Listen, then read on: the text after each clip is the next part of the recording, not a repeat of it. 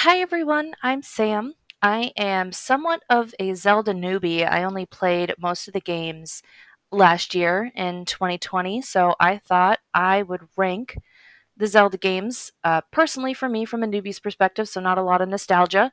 Um, Pretty much, I just want to clarify I've got all the games here that I played. The only ones that I haven't played are Four Swords, but I did do Four Swords Adventures, the Oracle games, and Triforce Heroes. There's only a couple that I actually didn't care for. The rest of them, even if they're down at good, I still liked them.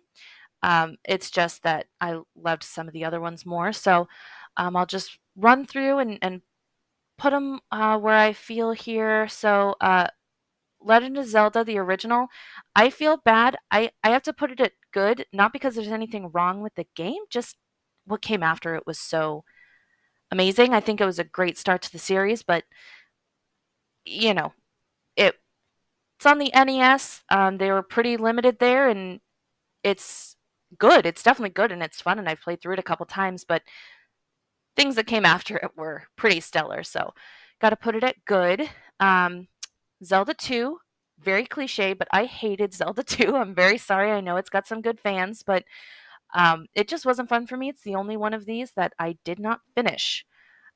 So it goes down here at the bottom. Very sorry. Link to the Past. That one, I full on will put it in excellent. I really enjoyed that. I've played through that a few times now too. It's the first one that really felt fleshed out, and I really enjoyed that. So, um, going up in excellent. Link's Awakening. I did play the Switch version. I did not play the original, but I thought it was great. Even outside of the Switch updates, like the graphics and changing the music a little bit, I thought the base game was awesome. So that was really fun. The story and everything, the items, stuff like that, great. Got to put that up in great. Um, Here's probably a little controversial, but keeping in mind that I did not play this in 1998. I played it in 2020, so I'm putting it at the top end, very top of excellent. But to me, there's a few that I love a little bit more. I don't have the nostalgia of that being the first major 3D game that I've ever played.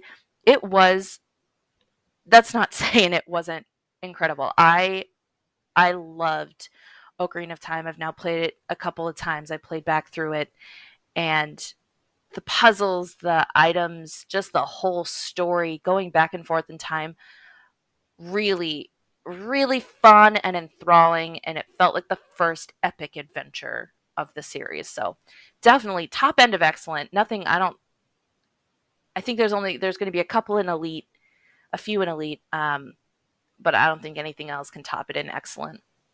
So Majora's Mask, that one took me a little bit of time to really enjoy. Just it felt a little different, but I did. I'm gonna put that on the high end of great. I really did like it. Um, Fun, dark, little creepy, uh, interesting side quests with time. The thing that bumps it back just a little bit, I would say, is for me. I know it's the point, but for me, the time limit really did stress me out. And even though eventually I figured out that you could slow time down a little bit, it still made me not want to run around and explore, which I think is kind of base to the Zelda series. So definitely great. And I can see how other people might enjoy that, but it stressed me out a little bit too much. So Wind Waker. I know some people really hated the toonish art style, but it's one of my favorites. It is one of the only ones that I played before last year. We got it when it came out, and my sister and I just became obsessed with it. We played it over and over and over again, dozens of times, definitely. And then even in adulthood, I would play it a couple of times a year. I do get teased a little bit by my husband for that because he'll walk by the TV and go, "Oh, Wind Waker again, huh?" It's just, sailing the sea. I know it's a little easy and there aren't a ton of dungeons, but it just feels like a great adventure going through exploring, finding every island and cave and submarine, and um, I just love it. Um, then Four Swords Adventures, it's the only other one that I really didn't care for. Really brief one, just brief. talking about this one just because, it was cool when I was a kid. My mom would play and we'd plug in with her Game Boys and play along, and that was fun, but it's super linear, nothing builds. So, every time you get to the next level, you don't get to keep, can't have more than one item at once. You start back over 3 hearts. Just not that fun. So, definitely the only other one that I'm putting in not. Uh, Minish Cap, really fun. I hadn't actually heard of it. I'd heard of a lot of these before I started playing them, but I hadn't heard of Minish Cap. I thought it was great. I really liked having to think about the puzzles, full size and miniature, and the side quests and the kinstones and stuff. That was really fun. So definitely up in great. I'm having a hard time deciding if I want it to be ahead of or behind Link's Awakening. I'll have to play it again. Uh, but I think for now I'm going to put it just a little bit behind Link's Awakening in the great column.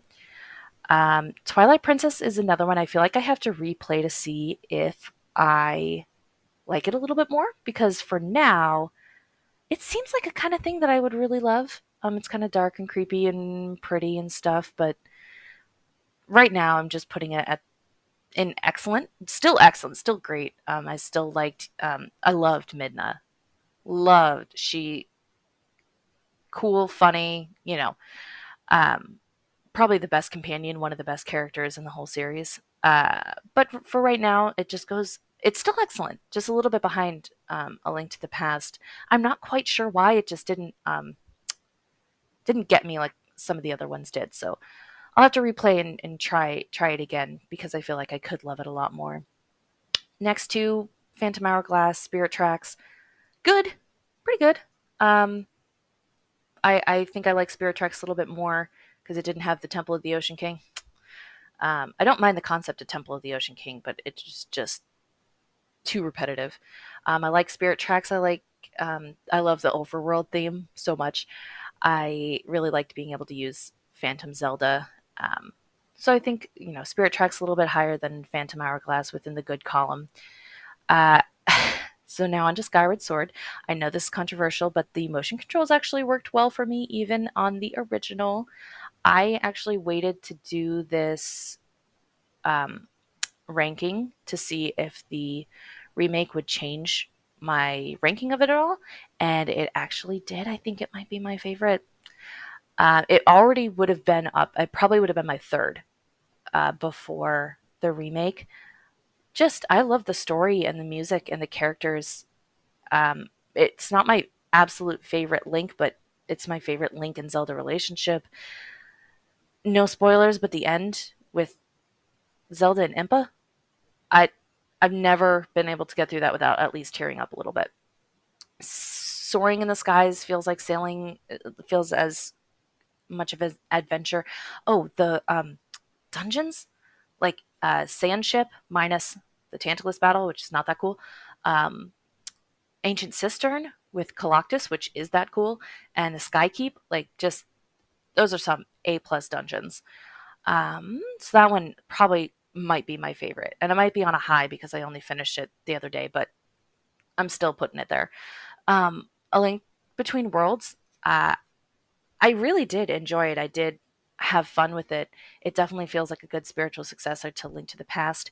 I liked the high roll, low roll situation. I did not really care for not getting to permanently own the items. I didn't really like the renting system. Um, I get it. It was a cool idea, but it just meant that you couldn't really build on stuff. You couldn't have. They couldn't put puzzles in dungeons that required other items because they couldn't know if you had them or not. You could do anything in any order, so it couldn't really build. So that's probably the only thing that ranks it lower. But going into the walls, that was a really cool mechanic, and it made for some really cool puzzles and some really cool boss battles. So definitely a good one. Hyrule Warriors, I know it's not really canon, but I played it, so might as well throw it in here. I thought it was fine. It was good fun. I'm not a big hack and slash person, but for what it was, I thought it was pretty good. Now, Breath of the Wild, yeah, that one I actually went into thinking that the praise was going to be over exaggerated, and it blew me away. Just beautiful. I don't usually care for open world. I usually like just a little bit of linearity, but this was the exception. Just being able to run, climb anything, jump finally in a Zelda game, uh, amazing. I can't. I put 100 hours into it the first time, and I know like most people put double, triple that. I barely scratched the surface, so cannot wait to go in and play it again. And then lastly, Age of Calamity. I thought this was a real improvement on the first Hyrule Warriors. I had a lot of fun with that. I liked seeing the characters that we didn't get to see very much in Breath of the Wild. I think the fighting methods were a lot better. I didn't feel like I was button mashing so much as actually having a strategy. Um, so yeah, that's I would put that in great. So this is kind of my rankings here. These are my only two that I didn't like. I really liked the rest of them, but as of right now, as kind of a Zelda newbie, that's where I'm at. So um, let me know what you think. Thanks.